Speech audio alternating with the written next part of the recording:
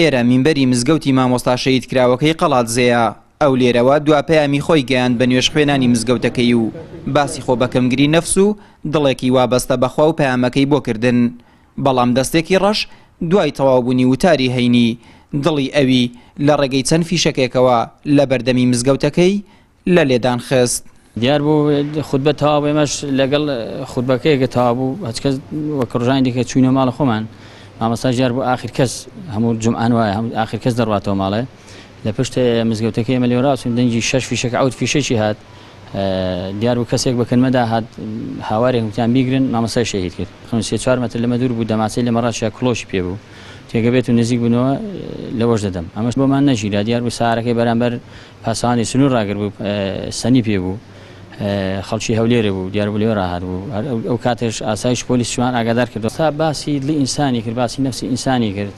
مامۆستا خوتبەکانی خەڵک زۆر دەهات بۆ خوتبەکەی دانیشی یعنی خوتبەکانی زۆر خۆش بوو خوتبەکانی سەر نەسڕاکێش بوو یعنی کەسێکی وانە بۆ گەبڵەی خوتبێکی بدا ئەگەر کەسێک پێی ناخۆش بیان خوتبێکی وا بێگە خەڵکی هامدا بە هیچ لایەکیدا تا کەسایەتێکی ئاینی بۆ زانایەکی ئاینی بۆ خۆشەویست بۆ لای خەڵک وتار بێژ بووە مامۆستا مدەڕیز بووە بەردەوام دەرسی هەبووە وە نەشمان زانیوە مەسەلەن هیچ کێشەیەکی لە ناوچەکەدا لەگەڵ هیچ کەس ناخۆش لە ناوچەی خۆماندا لەگەڵ هیچ کەسێک نەبووە کەسێکی زۆر خۆشەویست و مەحبوب بووە لە کێشە و پرسە کۆمەڵاتەکاندا ڕۆڵێکی بەرچاوی دیوە.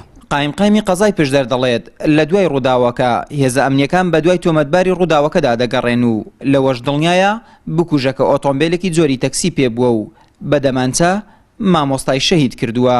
کەسێکی نەناسراو بە دەماچەیەک تەقەی لە مامۆستا حازم سدیق عەلی ناسراو بە مەلەحمەدی دێرێ تەقەی لێ کردووە و چەند فیشێکی پێوە ناو گیانی لەدەستداوە. ئەو کەسێک کە تەقەی لە مەلەحمەد کردووە سارەیەکی تاکسی سەنی پێ بووە دواتر دەرچووە هەرچەندە ئەوەی کە پێویستە لە ڕووی ئیجراعاتی ئەمنیەوە شۆرتە و ئاسایش هەر لە کاتی خۆیدا هاتوونە سەرخەت و هەموو ئیجراعاتەکانیان بە دوایەکدا کردووە بەڵام تا ئێستا نەتوانراوە تاوانبارەکە دەستگیر بکرێت. مامۆستا ئەحمەدی دێرێ لە ساڵی 2003 لە قەڵاتزێ نیشتەجێ و بەرپرسی ئەنجومەنی پشدەری زانانی کۆمەڵی ئیسلامی و ئەندامی مەڵبەندی پێنجی ڕانیەی کۆمەڵ بووە. هاوکات ئیمام و تاربێژی مزگەوتی ئەڕەحمان بووە لە قەڵازێ و پێگەیەکی کۆمەڵایەتی بەهێزی هەبووە ڕۆڵی بەرچاوی بینیوە لە چارەسەرکردنی گرفتە کۆمەڵایەتیەکان. تا ئامادەکردنی ئەم ڕاپۆرتەش تۆمەتباری ڕووداوەکە دەستگیر نەکراوە. شەهیدکردنی مامۆستایانی ئاینی بە بەرچاوی خەڵکەوە و بە سزا نەگەیاندنی بکوژەکانیان پرسیارێکی قوڵی بێوەڵامی لای هاوڵاتیان دروست کردووە. ئاراز ڕەسوڵ، کەناڵی ئاسمانی پەیام، قەڵاتزێ.